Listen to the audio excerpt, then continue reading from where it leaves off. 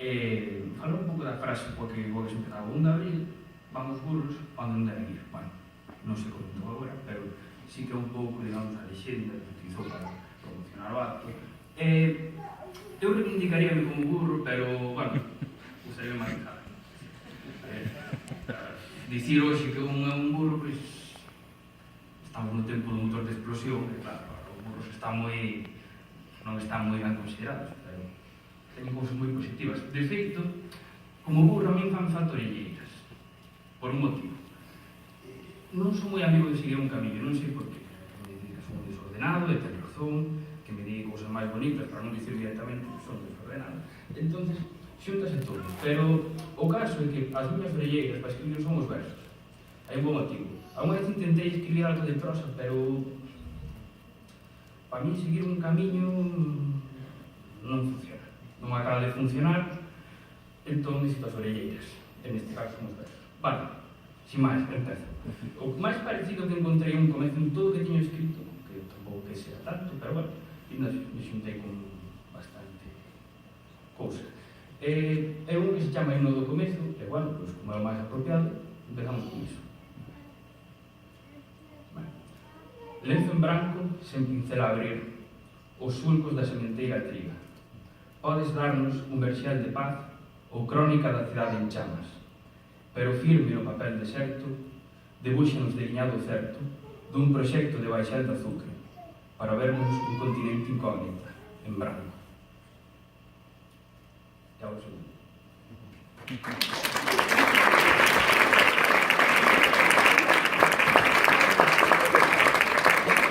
Vale, moitas gracias. O caso, cando chega, teño algúns moi breves, tampouco é que facer como que irades. Queredes aplaudir brevemente, pois está ben. Son 3 ou 4, pero bueno, iso xa vos mirades. Sentidevos libres, por favor. Vale. Agora vamos con un pouco destructivo, pero bueno, para darlle un pouco de... para quitarlle un pouco cachondillo, non? Para nivelar. Ben, empezamos. Toca aquela peza, Sam, canto aquel dos vellos, para danzar a chuvia ausente, baixo o sol desolador. Agradezo grande millo a sear as fartas del, mostra alegre o teu respecto por obter o seu obsequio, mil louvanzas para a terra, cos iguais facendo roda, e compón un pouco as plumas, como traxe o xeito, bule, que chegaron os turistas, queren ver o noso baile, e han de dar uns bons cartiños, para postar a alguén que fomos, por matar o que seremos.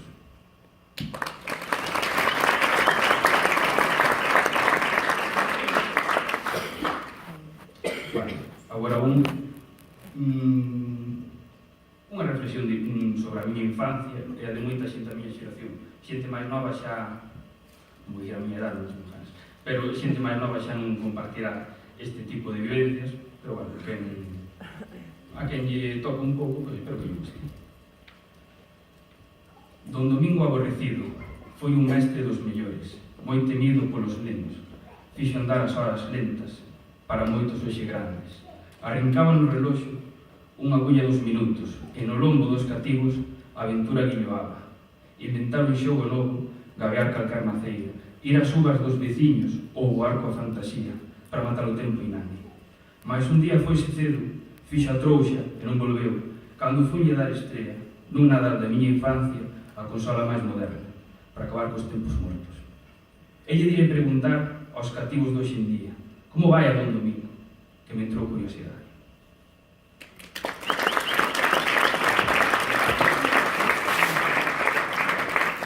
Moitas gracias. Agora empezamos cos breves. Empezo con, digamos, cun epigrama, que é algo moi breve, pero con a intención de ser moi incisivo. Non coñezo moita xente que se dedique ao xénero, a día de hoxe probablemente haxa escondidos, aquí entre o público, sin dúbida, moitos mellores escritores de epigrama. Ben, este chámase De Galileo con amor. Este saliu un tanto romántico, pero bueno, son cousas que pasan. Veredes que non me tino de perde. Agora, mentres ti sorrís, nalgún lugar avence o día.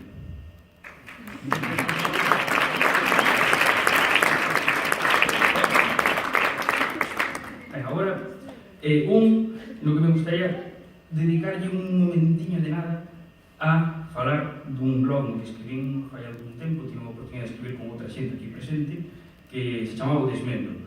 Era un blog no que escribíamos varios, ou poetas, ou xente que escribe poesía, liámonos ou buscábamos certo sentido diferente ou outro escribir, a que interpretábamos. É algo moi interesante que, por exemplo, con grandes referencias, mira a xeración do 27, pero non é tan común. De feito, a día de hoxe, hai escritores novos que dicen, cando se fala nova xeración de poetas, somos unha xeración nun sentido estrictamente preferente a idade, digamos, porque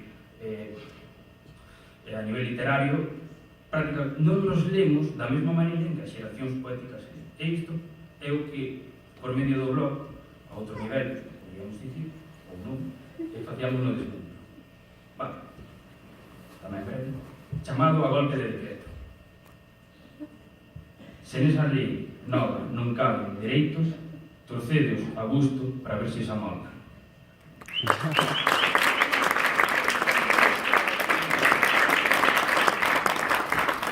E agora van dous referentes a xente de idade avanzada, os velhos. E a como, a día de hoxe, temos unha idea de que, bueno, que é como algo ancestral en Galicia, ese cariño que se lle ten a xente de idade avanzada e que vive nas novas casas, esa fonte de sabiduría. E realmente, algúns historiadores dicen que isto non é así, que é moito máis recente do que pensamos.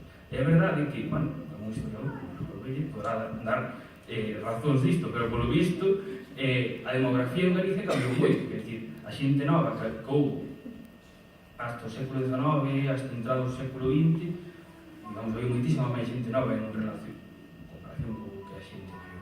É algo moi novo que nas aldeas haxa como hai tanta xente en idade avanzada. É un problema. Ben, non houbo para os avós un tempo suficiente para ser adolescentes. O neno foi adulto un día sen sabelo. Agora son os netos que levan xa demais no trans aborrecido.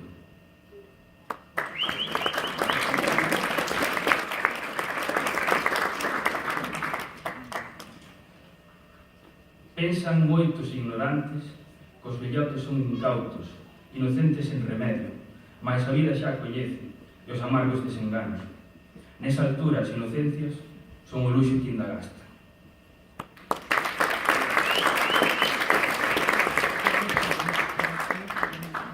Agora, outro moi breve, outra vez, a idea do epigrama, volve, fai dous voces. Pero a miña intención, ás veces, querería facelo, pero ao final, pois, non resulta tamén como me gustaría. Convertir os poemas breves en algo así como grafitis, pero escritos ou en papel ou recitados, como é o caso. Este, dedico yo a Sigmund Freud. Non é na vida todo sexo, senón vostede un reprimido, señor burgués de barba tesa.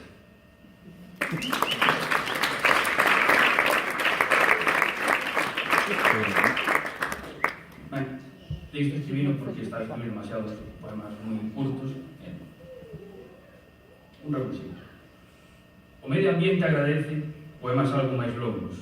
Salvando algúns eucaliptos, os montes fanse baratos e as mafias poñenlle lume. Un mundo novo a diario.